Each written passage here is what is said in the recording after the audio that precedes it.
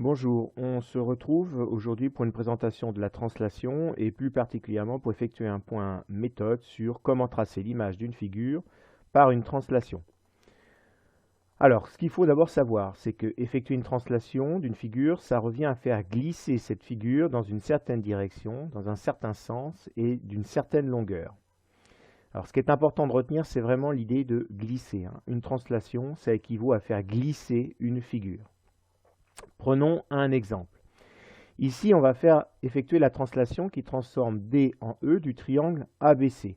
Ou encore, on peut dire effectuer la translation de vecteur DE du triangle ABC. Donc la direction, c'est la direction de la droite DE.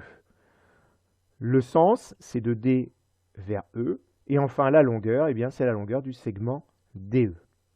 Passons maintenant à la phase pratique. On va donc maintenant effectuer la translation qui transforme D en E du triangle ABC. Ou encore, on peut dire effectuer la translation de vecteur DE du triangle ABC. Alors ça signifie quoi? Ça signifie qu'on va faire glisser les points A, B et C de la même manière que l'on ferait glisser D vers E. Donc dans un premier temps, c'est important de se faire une idée un petit peu du résultat. Donc si je fais glisser le point A de la même manière que je ferai glisser D vers E, eh bien en faisant glisser, on voit que sans doute le point A' sera à peu près dans cette zone-là. Pour le point B, si je le fais glisser de la même façon que D vers E, le point B' sera sans doute dans cette zone-là. Et enfin, si je fais glisser le point C de la même manière que je ferai glisser D vers E, le point C' serait sans doute dans cette zone-là. Alors pour trouver précisément maintenant où sont les points, eh bien il faut d'abord dans un premier temps tracer des parallèles. Donc je vais prendre mon équerre et je vais la placer, j'ai placé un côté de l'angle droit de mon équerre le long de DE, de cette manière-là.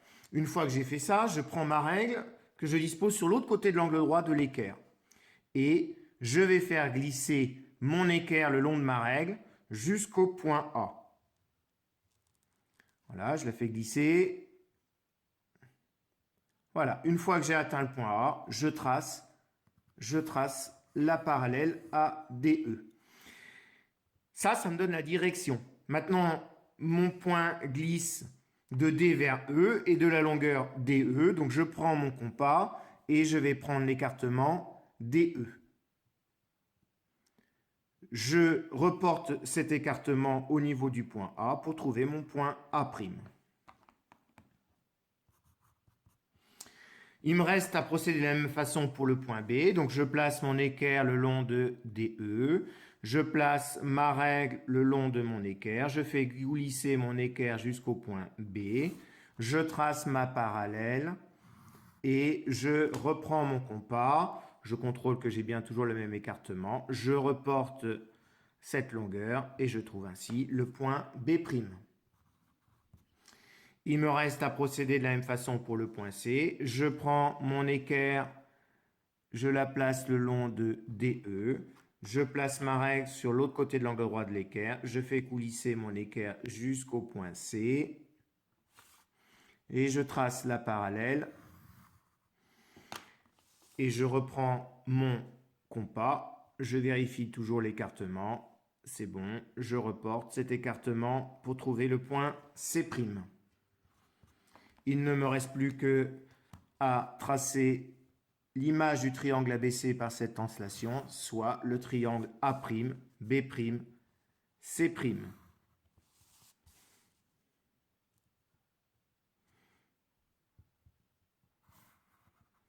Voilà, j'ai fini cette translation. J'ai bien fait glisser mon triangle ABC, hein, suivant le vecteur DE pour obtenir le triangle A', B', C'. Merci, c'était une réalisation vidéo de ProfTex.